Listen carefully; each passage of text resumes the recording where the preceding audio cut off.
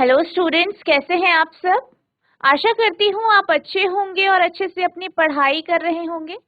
मैं मोनिका रावत आपका स्वागत करती हूँ आईसीटी वर्चुअल क्लासरूम देहरादून में। बच्चों, आज हम क्लास 12 का जो आपका सब्जेक्ट है फिजिक्स, उसका chapter electric charges and field को कंटिन्यू करेंगे। तो बच्चों, पिछले लेक्चर में हम गॉस लॉ के एप्लीकेशंस देख रहे थे, गॉस नियम के अनुप्रयोग देख रहे थे, जिसमें हमने कुछ टॉपिक कवर कर लिए। हमने सॉलिड शेल यानी जो आपका ठोस गोला है उसका हमने देखा था, जो आपका सॉलिड स्फीयर होता है शेल का हमने देखा था। इसके बाद हमने जो आपकी चादर होती है या जो आपकी प्लेट होती है इसमें हमने देखा था। आई होप आपको ये सारे टॉपिक्स क्लियर हुए होंगे। अब हम चलते हैं अगले टॉपिक की तरफ, जो है आपकी जब पैरेलल शीट्स को या पैरेलल प्लेट्स को जो कि चार्ज है, ठीक है, उनको अगर हम आमने सामने रखते हैं तो किसी पॉइंट पे इलेक्ट्रिक फील्ड कितनी निकलती है, ये हम डिस्कस करेंगे। तो बच्चों, अब हम चलते हैं अपने स्मार्ट बोर्ड की तरफ। तो बच्चों, आज का हमारा टॉपिक है electric field intensity due to infinite parallel sheet of charge. विद्युत क्षेत्र की तीव्रता आवेश की दो पतली अनंत समानांतर चादरों के कारण होती है। अब हम एक पॉइंट पे इलेक्ट्रिक फील्ड यानी विद्युत क्षेत्र का मान निकालेंगे, जो कि दो समानांतर चादरों के कारण होगी। तो मान लीजिए कि आपके पास दो समानांतर चादरें हैं, पैरेलल प्लेट्स हैं ए और बी, ठीक है, दो प्लेट्स हैं और ये जो प्लेट्स हैं ये चार्ज्ड हैं, आवेशित हैं। तो आप देख सकते हैं, यहाँ पे आप फिगर देख सकते हैं कि हमारे पास दो प्लेट्स हैं ए और बी, दोनों पॉजिटिवली चार्ज है, यानी दोनों में कौन सा आवेश है, धनात्मक आवेश यानी पॉजिटिवली चार्ज। अब इसके कारण हमारे पास तीन रीजन बनते हैं, तीन क्षेत्र हैं, पहला, दूसरा और तीसरा क्षेत्र, ठीक है, फर्स्ट, सेकेंड और थर्ड, ठीक है। अब यहाँ पे हम किसी एक पॉइंट पे ए और बी शीट के कारण जो इलेक्ट्रिक फील्ड यानी विद्युत क्षेत्र जो उत्पन्न होगा उसको हम डिस्कस करेंगे। Let us consider two parallel charge plates A and दो समानांतर चादर ए और बी हैं,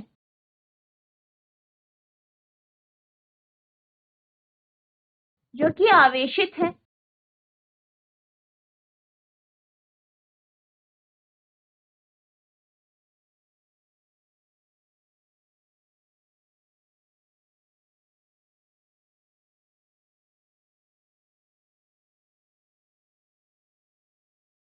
इलेक्ट्रिक फील्ड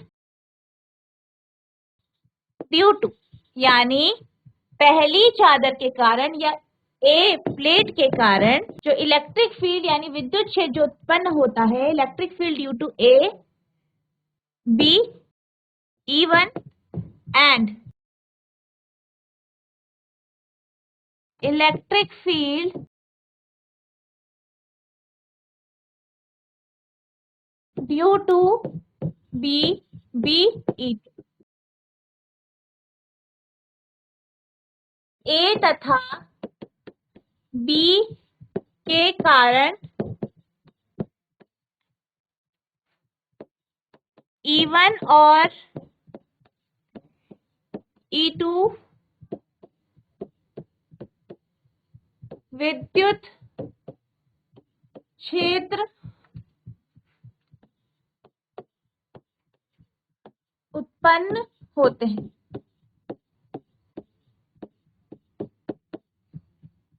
ठीक है। अब हम बात करते हैं जो आपका ए और बी प्लेट है, ठीक है, इसकी। तो मान लीजिए कि ए प्लेट जो है, ठीक है, ए प्लेट जो है, ए चादर जो है, उस पे जो सरफेस चार्ज डेंसिटी है, यानी जो आपकी पृष्ठ घनत्व है या जो आवेश का घनत्व है वो आपका सिग्मा 1 है या सिग्मा ए, हम सिग्मा 1 मान लेते हैं। और जो बी प्लेट है या बी चादर है उसमें जो आपका पृष्ठ घनत्व है या पृष्ठ आवेश का जो घनत्व है वो कितना है, आवेश का घनत्व कितना है, सिग्मा 2, ठीक है। यानी सिग्मा 1 बी द यूनिफॉर्म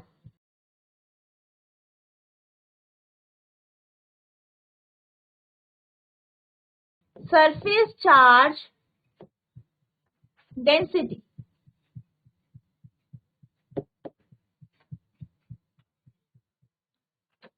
क्या है ये, समान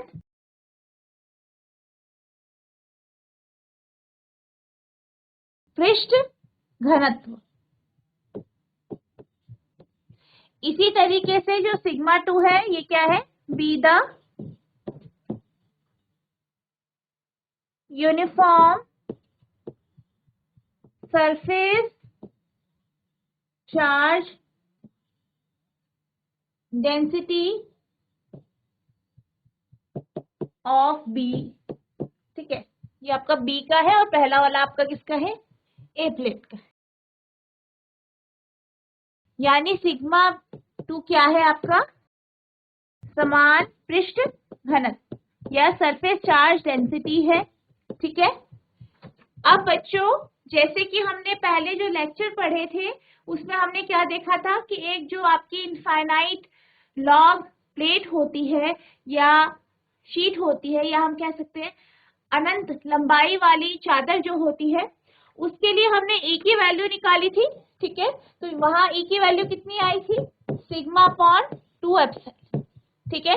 अब अगर हम बात करें ए और बी चादर के लिए तो ए चादर के कारण एक पॉइंट पे और बी चादर के कारण जो है पॉइंट जो दूसरा पॉइंट है उस पे भी जो है आपका इसी तरीके से फॉर्मूला आएगा। तो ए चादर के लिए E1 का जो फॉर्मूला आएगा आपका सिग्मा बाई 2 एप्सिलॉन नॉट आएगा और जो E2 की वैल्यू आएगी वो आएगी ये सिग्मा 1 अपॉन 2 एप्सिलॉन, ये आएगा कुछ सिग्मा 2 अपॉन 2 एप्सिलॉन नॉट।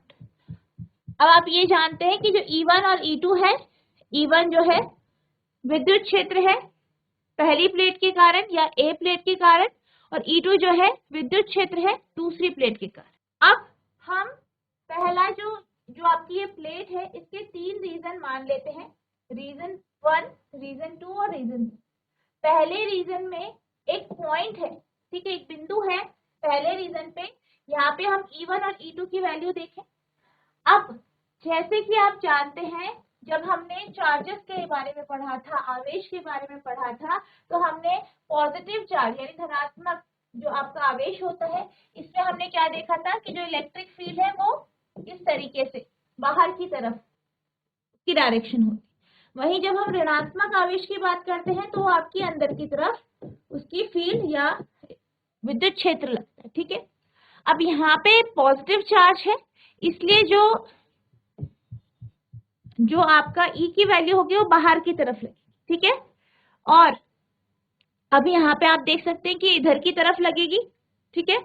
अब ये इधर की तरफ क्यों लगेगी, क्योंकि जो यहाँ पे पॉइंट है E1 जो है आपका ए प्लेट के कारण है और E2 जो है वो आपका बी प्लेट के कारण, ठीक है। और यहाँ से आपकी बाहर को इलेक्ट्रिक फील्ड लगेगी, विद्युत क्षेत्र होगा, यहाँ से भी इधर की तरफ होगा, या हम देखें तो इधर ही की तरफ यहाँ पे लगेगा। अब सेकेंड रीजन की बात करते हैं, जो आपका दूसरा रीजन है, इसकी अगर हम बात करें तो इस केस में ए के कारण जो होगा वो इधर की तरफ, ठीक है, बाहर की तरफ, और बी के कारण यहाँ बाहर की तरफ होगा इस साइड में, तो यहाँ पे ये इधर की तरफ होगा एक बिंदु पे, तो इसलिए यहाँ पे इस तरीके से आपका है।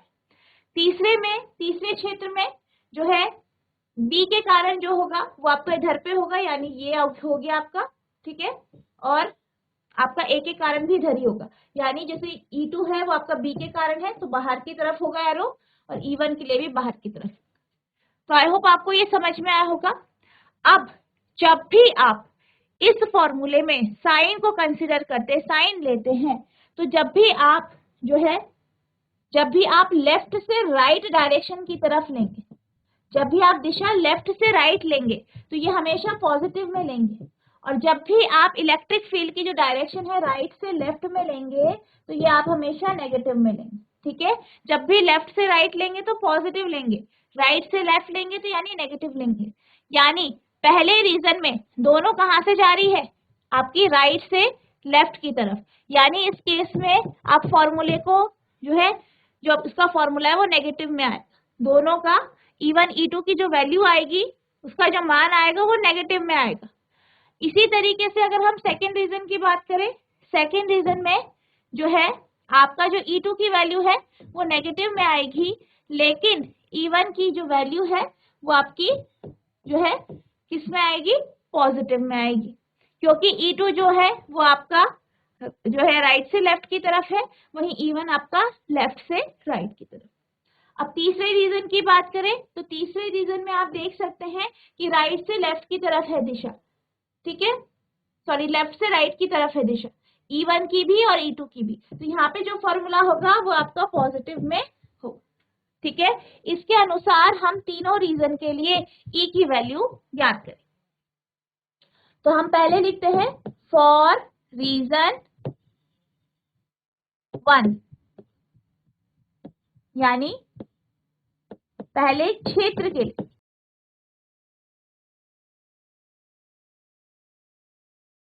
तो इस केस में, ठीक है, इस केस में जो है जो टोटल इलेक्ट्रिक फील्ड है, विद्युत क्षेत्र है, उसे हम E1 ले लेते हैं। तो E1 बराबर हो जाएगा आपका, पहले क्षेत्र में दोनों नेगेटिव में होगा तो -E1 plus -E2, -E1 plus -E2, यानी -E1 -E2। ठीक है, अब नेगेटिव को आप बाहर ले लेंगे तो अंदर हो जाएगा E1 प्लस E2, माइनस को बाहर तो अंदर हो जाएगा आपका E1 की वैल्यू है σ1/2 एप्सिलॉन नॉट और आपका E2 की वैल्यू है σ2/2 एप्सिलॉन नॉट। ठीक है, अब यहाँ पे आप -1 2 एप्सिलॉन नॉट को बाहर ले लेंगे, अंदर बच जाएगा आपका σ1 प्लस σ2। तो ये आपका पहले रीजन के लिए आ गया, पहले क्षेत्र के लिए। तो ये फर्स्ट रीजन के लिए आपकी जो है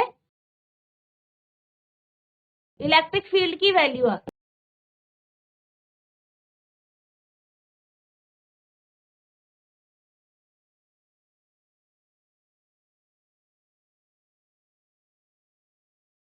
आप इसे नोट डाउन करेंगे।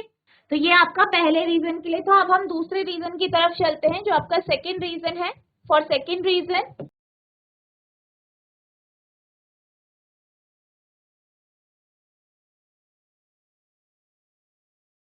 दूसरे क्षेत्र के लिए, सेकंड रीजन के लिए तो आपका जो है आप देख सकते हैं हम एक बिंदु पे निकाल रहे हैं और इस केस में आपका जो E2 है वो नेगेटिव में होगा और E1 आपका पॉजिटिव में होगा। यानी इस केस में जो आपकी इलेक्ट्रिक फील्ड है E2 जो है बराबर हो जाएगा E1 minus E2, E1 minus E2। E1 की वैल्यू हो जाएगी आपकी σ1/2 एप्सिलॉन नॉट माइनस E2 की value σ2/2 epsilon naught. 1/2 epsilon naught आपका बाहर आ जाएगा, σ1 माइनस σ2। ठीक है, तो ये आपकी E2 की वैल्यू आ गई, यानी सेकेंड रीजन में इलेक्ट्रिक फील्ड। इस तरीके से आप सेकेंड रीजन का सॉल्व करेंगे। अब हम चलते हैं थर्ड रीजन के लिए, यानी फॉर रीजन थर्ड, यानी क्षेत्र थर्ड के लिए।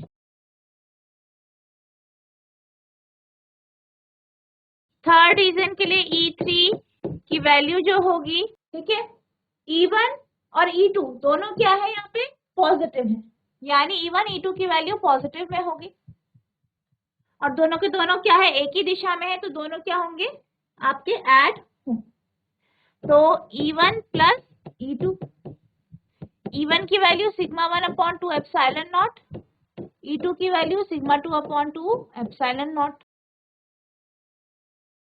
तो E3 equals to 1 upon 2 epsilon naught sigma 1 plus sigma 2।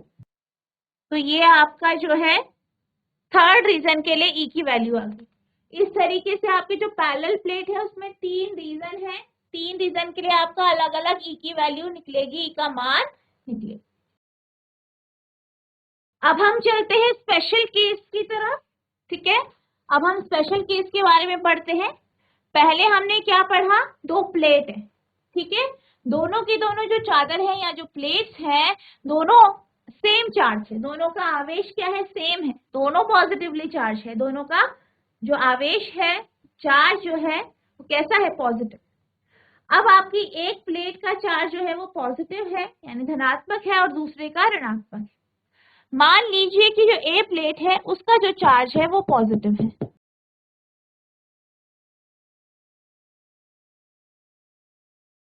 वहीं बी प्लेट का जो चार्ज है वो नेगेटिव है, ठीक है। ए प्लेट का चार्ज क्या है, पॉजिटिव है, बी प्लेट का चार्ज नेगेटिव है। अब हम ये मान लेते हैं कि दोनों के दोनों जो आपका ए और बी है, दोनों का जो सिग्मा की वैल्यू है यानी सरफेस चार्ज डेंसिटी जो है, जो इसका पृष्ठ आवेश है, दोनों का बराबर है, सिग्मा है। लेकिन साइन क्या है, इसके जो साइन है वो क्या है, डिफरेंट है, अलग अलग है। तो हम यहाँ पे मान लेते हैं कि सिग्मा 1 जो है वो आपका सिग्मा के बराबर है और जो सिग्मा 2 है वो आपका माइनस सिग्मा के बराबर है। तो यहाँ पे भी आपके पास 3 रीजन होंगे, फर्स्ट रीजन, सेकेंड रीजन और थर्ड रीजन, ठीक है। फर्स्ट रीजन में जो E1 होगा ए के कारण वो इधर होगा, ठीक है, और जो बी के कारण होगा तो बी के कारण किधर होगा, आपका इधर की साइड, यानी E1 की वैल्यू जो है वो इधर होगी और जो E2 है, E2 की जो डायरेक्शन है, E1 आपका यहाँ पे हो गया है और E2 आपका इधर है। अब अगर हम सेकंड रीजन की बात करें तो सेकंड रीजन में ए प्लेट के कारण जो E1 होगा, ठीक है, विद्युत क्षेत्र E1 जो होगा वो आपका इस दिशा में होगा, ठीक है, ये आपका E1 हो जाएगा, आपका E1 भी इस डायरेक्शन में होगा और जो आपका E2 है क्योंकि ये नेगेटिव है और जैसे कि हमने अभी बात की थी कि जो नेगेटिव चार्ज होते हैं, ऋणात्मक आवेश होता है, तो जो डायरेक्शन होती है वो उनकी तरफ होती है, तो E2 आपका इस तरफ हो जाएगा। अब हम E3 रीजन की बात करते हैं। E3 रीजन में किसी पॉइंट पर जो आपका ए के कारण इलेक्ट्रिक फील्ड होगा वो आपका जो है ए के कारण E1 इस दिशा में होगा और जो E2 है जो कि बी के कारण है वो आपका जो है इस दिशा में, ठीक है। अब इसी के अनुसार हम फर्स्ट, सेकेंड और थर्ड रीजन में E की वैल्यू निकालेंगे। तो पहले हम बात करते हैं फॉर रीजन 1 यानी पहले रीजन के E1, ठीक है। अब आप यहाँ पे देख सकते हैं कि जो E1 है, ठीक है, E1 आपका कहाँ पे जा रहा है, लेफ्ट से राइट की तरफ। कहाँ जा रहा है, लेफ्ट से राइट की तरफ। तो जैसे कि हमने पहले किया था इसी अनुसार हमने डायरेक्शन लेनी है, लेफ्ट से राइट पॉजिटिव और राइट से लेफ्ट नेगेटिव। तो यहाँ पे E1 की जो वैल्यू होगी, ठीक है, ये आपकी नेगेटिव होगी, वही E2 की वैल्यू क्या हो जाएगी, आपकी पॉजिटिव हो जाएगी। अब E1 और E2 दोनों की वैल्यू क्या हो जाएंगी, यहाँ पे पॉजिटिव होंगी क्योंकि ये आपका लेफ्ट से राइट की तरफ जा रहा है। तीसरी रीजन में, तीसरे क्षेत्र में E2 की वैल्यू जो है वो नेगेटिव हो जाएगी और E1 की वैल्यू आपकी पॉजिटिव हो जाएगी। अब E1 में आपका जो है E1 बराबर हो जाएगा -E1 प्लस E2 यानी minus sigma 1 upon 2 epsilon naught plus sigma upon 2 epsilon not. यहाँ पे क्या है, सिग्मा 1 और सिग्मा 2 दोनों क्या है, आपके सिग्मा है, तो आपका इस तरीके से आएगा। अब आप इसे जो है सॉल्व करेंगे तो आपका हो जाएगा 2 epsilon minus sigma plus sigma, तो माइनस सिग्मा प्लस सिग्मा क्या हो जाएगा 0, यानी E1 की वैल्यू कितनी आ गई है, 0 आ गई।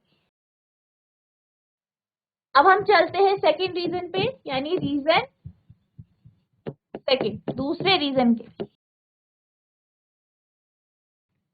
सेकंड रीजन में E1 और E2 दोनों पॉजिटिव होंगे, दोनों कैसे हैं, आपके धनात्मक है, तो E2 जो होगा बराबर हो जाएगा E1, और दोनों की दिशा कहाँ है, सेम है, और दोनों पॉजिटिव है, दोनों ऐड होंगे, ठीक है, तो E1 प्लस E2 यानी sigma upon 2 epsilon naught plus sigma upon 2 epsilon naught, यानी 2 epsilon upon 2 sigma 2 sigma upon 2 epsilon naught, यानी E2 की वैल्यू आ गई आपकी sigma upon epsilon.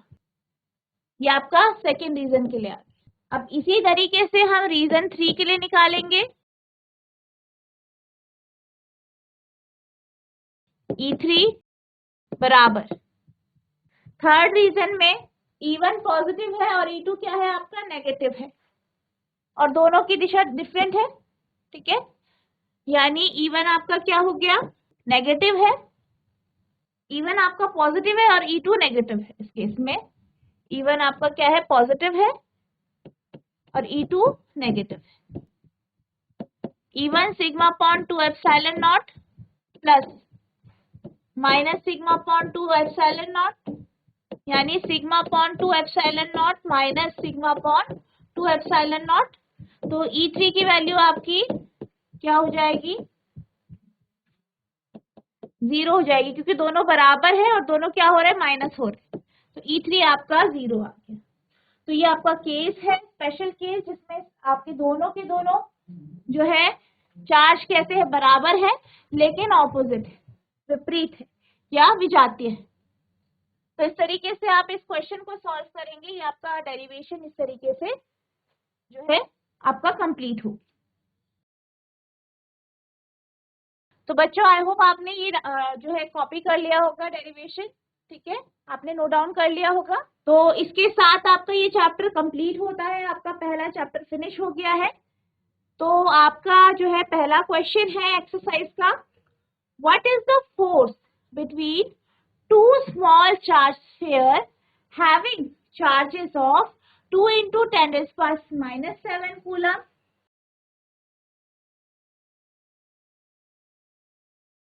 And 3 × 10⁻⁻7 coulomb.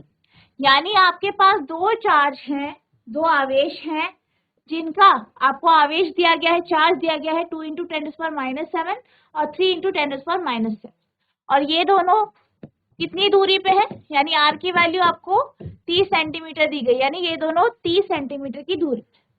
तो ये आपका Q1 हो गया एक, दूसरा आपका Q2 हो गया। अब आपको इसमें क्या बताना है कि इन दोनों के बीच में फोर्स कितना लग रहा है, बल कितना लग रहा है। वायु में एक दूसरे से 30 सेंटीमीटर दूरी पर रखे दो छोटे आवेशित गोलों पर क्रमशः 2 × 10⁻⁷ कूलम तथा 3 × 10⁻⁷ कूलम आवेश है, इनके बीच कितना बल है।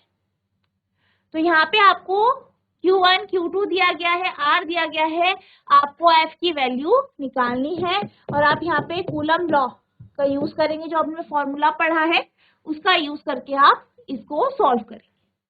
तो ये बच्चों ये आपका होमवर्क है, इसको आपको होमवर्क से करना है। तो बच्चों आज हमने जो आपका चैप्टर है इलेक्ट्रिक चार्जेस एंड फील्ड, इसको कंप्लीट कर लिया है। हमने आज एक डेरिवेशन पढ़ा, आई होप आपको ये डेरिवेशन समझ में आया होगा।